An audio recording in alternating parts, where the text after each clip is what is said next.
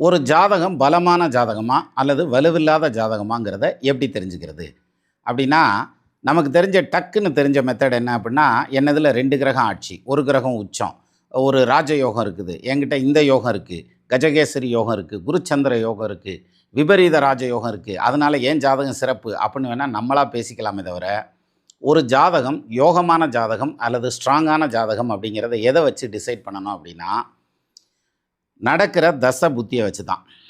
அந்த ஜாதகம் பிறந்ததுக்கப்புறம் பிறக்கையிலே ஒரு தசையில் பிறப்பார், அதுக்கு அடுத்த தசையில் படிப்பு அல்லது அதுக்கு அடுத்த தசை வரைக்கும் அது தொடரலாம் சின்ன தசையாக இருந்தால்.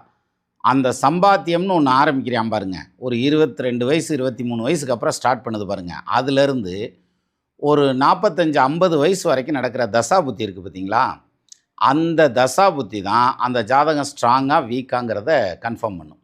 என்ன காரணம்னா, நமக்கு நிறைய கிரகம் ஆட்சியாக இருக்கலாம், உச்சமாக இருக்கலாம், நிறைய யோக பாக்கியங்கள்லாம் இருக்கலாம். ஆனால் அதெல்லாம் பேசணும் அப்படின்னா அந்த தசாபுத்தி வரணும், அப்பத்தியம் பேசு.